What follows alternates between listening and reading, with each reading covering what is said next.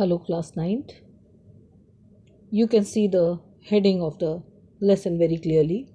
This is the second lesson of economics named People as a Resource. People मतलब लोग.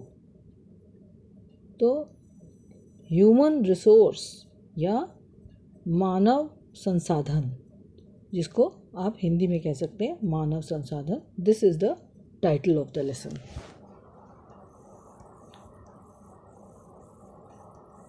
इन this chapter we will study कि लोग या people resource कैसे हैं. वो एक वैल्यूबल चीज़ कैसे है हमारे लिए, या एडवांटेजेस या वैल्यूबल थिंग या वैल्यूबल उनकी वैल्यू क्या है ना, फॉर द इकोनॉमी, हमारे देश की इकोनॉमी के लिए. रादर दैन लाइबिलिटी, वो बोझ नहीं है. Rather than liability, they are not a liability. पर हमारी पॉपुलेशन वो एक असेट है. It is a blessing for the country. It is very beneficial to the country, या it has great value for the country. ठीक है, तो यही हम इस लेसन में समझेंगे और पढ़ेंगे. तो क्या है next line? Population becomes human capital when there is investment made. तो पॉपुलेशन जो है, हमारी जनसंख्या जो है, वो ही एक ह्यूमन कैपिटल की तरह काम करता है जब उस पर इन्वेस्ट किया जाता है, जब उस पर कुछ पैसा लगाया जाता है. जैसे आपने बच्चों को अपने पढ़ाया, उनको कोई ट्रेनिंग दी, उनकी साथ साथ मेडिकल केयर की, मतलब समय पे उनको टीके लगवाए. ठीक है, तो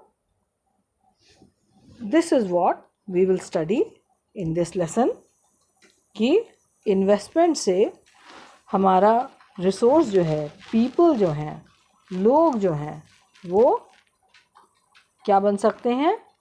जो हमारी वर्किंग पीपल हैं वो कैसे बन सकते हैं? वो एक ह्यूमन कैपिटल बन सकते हैं, ह्यूमन रिसोर्स बन सकते हैं.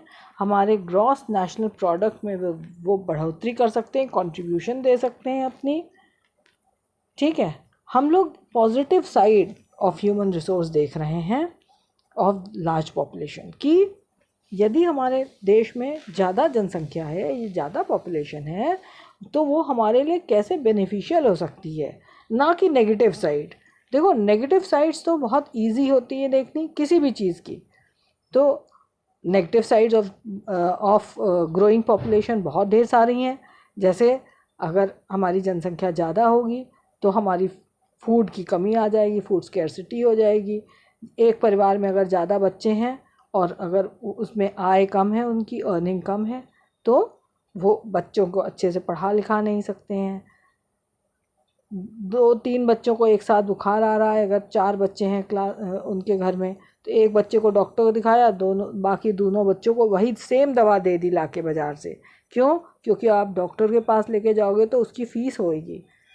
तो but the family does not belong to a medical profession.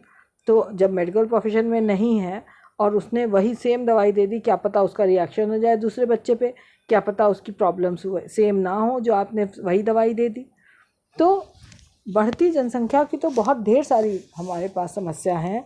जैसे फूड, एजुकेशन नहीं प्रॉपर दे सकते हैं, हेल्थ फैसिलिटीज़ प्रॉपर नहीं दे सकते हैं, और गरीबी है ना. साथ साथ जब आप अच्छे से पढ़े लिखेंगे नहीं तो आपको अच्छा आप अर्न नहीं कर पाएंगे. तो लेकिन पॉजिटिव साइड हम इस लेसन में क्या देखेंगे?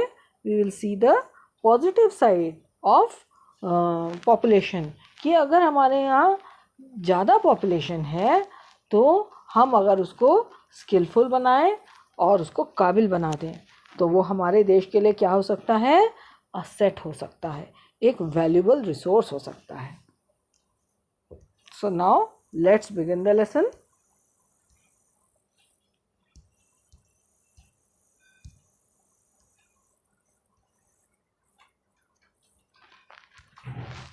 है ना. तो यहाँ पे एक स्टोरी दी हुई है, स्टोरी ऑफ सकल. सकल, स्टोरी है सकल की। दे वर टू फ्रेंड्स, विलास एंड सकल, living in the same village, Semapur. सकल वॉज 12 ईयर्स ओल्ड बॉय, ठीक है, वो 12 ईयर्स का लड़का है। और his mother Sheela looked after domestic course, उसकी माँ घर का काम करती, घर घर जाके। His father Boota Chaudhary worked in and agricultural field, वो खेतों में जाकर काम करता है लोगों के। सकल हेल्प्ड हिज मदर, सकल अपने माँ की घर के कामों में मदद करता है, दूसरों के घरों में जो काम करती है वो उसकी माँ, तो वो घर में अपने भाई की देखभाल करता है, जीतू की और सिस्टर सीतू की। हिज अंकल श्याम, अंकल जो है उसके अंकल ने हाई स्कूल पास किया है मैट्रिकुलेशन, पर वो आइडल बैठा है घर में। क्यों? वो बेरोजगार बैठा है। Boota and Sheela were eager to teach Sakal, वो बूटा और शीला सकल को पढ़ाना चाहते हैं और उन्होंने उस बच्चे को विलेज के स्कूल में भी डाला है, ठीक है। विच ही सून ज्वाइंड, ही स्टार्टेड स्टडिंग, अब सकल ने पढ़ना लिखना शुरू किया। हायर सेकेंडरी मतलब हाई स्कूल एग्जामिनेशन पास किया। उसके पिता ने कहा नहीं नहीं, हम मुश्किल से पढ़ा पा रहे हैं लेकिन तुम पढ़ो, अपनी पढ़ाई कंटिन्यू करो। ही रेज लोन, उसने लोन लिया सकल की पढ़ाई के लिए और उसको वोकेशनल स्टडीज़ करवाई। वोकेशनल स्टडी करवाई मतलब उसको ऐसी ट्रेनिंग करवा दी जैसे कंप्यूटर है ना, ऐसी ट्रेनिंग करा दी जिसके बाद उसको जॉब मिल सके। वोकेशनल कोर्स करवा दिया कंप्यूटर में।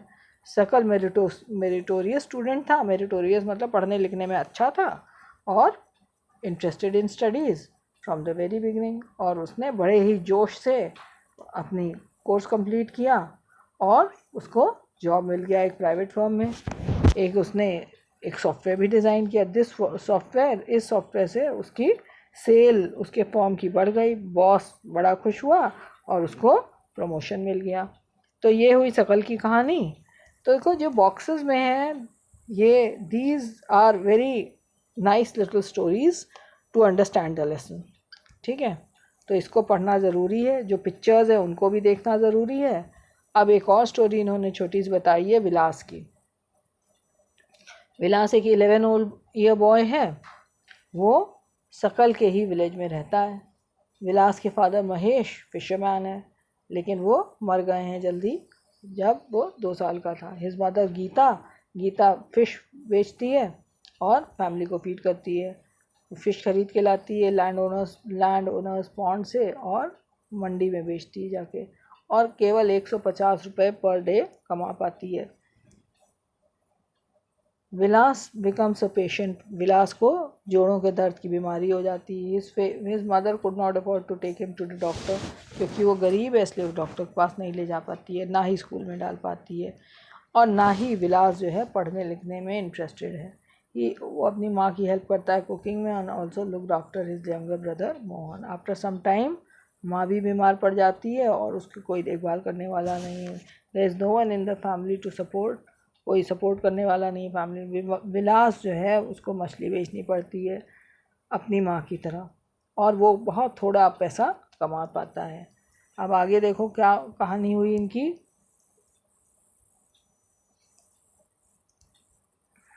क्या इससे हमने क्या सीखा कि पढ़ने लिखने से, है ना, सकल स्कूल गया और विलास नहीं गया, दोनों ऑलमोस्ट एक ही एज के हैं। सकल फिजिकली स्ट्रांग और हेल्दी है और जब ज़रूरत पड़ती है तो डॉक्टर के पास भी जाता है, लेकिन विलास को डॉक्टर के पास जाने की ज़रूरत है, बट वो पेशेंट है आर्थराइटिस का, उसकी माँ उसको ले नहीं जा सकती, ठीक है। सकल जो है अच्छा खासा पैसा कमाने लगा पढ़ लिख के, और वो एक हमारे देश का असेट बन गया, वैल्यूबल रिसोर्स बन गया। लेकिन विलास ऑन द अदर हैंड क्या हुआ, विलास हमारे देश का असेट नहीं बना है, वो क्या है, हमारे देश की वो लायबिलिटी है। ना ही उसको प्रॉपर एजुकेशन मिली है और ना ही हेल्थ केयर, ठीक है। He spends his life selling fish like his mother, henceforth he draws the same salary, unskilled labourer है अपने मदर की तरह। तो बच्चों एक बात समझ लो, investment in human resource via education and medical can give high rates of return in future, मतलब आगे जाकर बहुत अच्छा खासा रिटर्न मिलता है अगर आप अपने बच्चों को पढ़ाए लिखाएं। तो बहुत अच्छे से ये बात समझ लो, यही बात इस लेसन में बार बार छोटे छोटे एग्जाम्पल्स से बताई गई है कि एजुकेशन और गुड हेल्थ। ठीक है, एजुकेशन और गुड हेल्थ, बहुत साफ सुथरे तरीके से रहना। ठीक है, इससे क्या होता है, high return in future in form of higher earnings and greater contribution to the society. आप सोसाइटी के लिए एक वैल्यूबल रिसोर्स बन सकते हैं। तो इसीलिए जो एजुकेटेड पेरेंट्स होते हैं वो एजुकेशन ऑफ द चाइल्ड पे काफ़ी अच्छा इन्वेस्ट करते हैं। उनको मालूम है इम्पोर्टेंस एजुकेशन की, साथ में उनको हेल्थ की इम्पोर्टेंस, न्यूट्रिशन एंड हाइजीन, जो कि हमारा देखो आजकल हमारी सरकार भी चला रही है। कौन सा अभियान चला रही है, स्वच्छ भारत, है ना, कि साफ़ सुथरे रहो। बच्चों को भी ये सिखाया जा रहा है, प्रॉपर लेबोरेटरीज़ यूज़ करो पॉटी के लिए, और गुड हेल्थ मेंटेन करो। समय समय पे टीके लगाए, जब से बच्चे पैदा होते हैं तब से उनका प्रॉपर वैक्सीनेशन हो। ठीक है, तो अब एक और बात यहाँ बताई गई है कि जैसे जापान जैसी कंट्रीज़ हैं, उन्होंने अपने ह्यूमन रिसोर्स पे ही सबसे ज़्यादा इन्वेस्ट किया है। उनके पास नेचुरल रिसोर्सेज नहीं थे, तब भी ये कंट्रीज़ डेवलप्ड हैं और रिच हैं। क्या करती हैं ये नेचुरल रिसोर्स जो उनको चाहिए हैं वो दूसरे देशों से मंगाती हैं रॉ मटेरियल, और अपने एफिशिएंट लोगों से, एफिशिएंसी से और टेक्नोलॉजी से चीज़ें पैदा करती हैं, क्रिएट करती हैं, मैन्युफैक्चर करती हैं और रिच बन गई हैं। ठीक है, सो अब हम नेक्स्ट टॉपिक देख रहे हैं कि इकोनॉमिक एक्टिविटीज़ क्या होती हैं। इकोनॉमिक एक्टिविटीज़ जिससे आप पैसा कमा सकते हैं।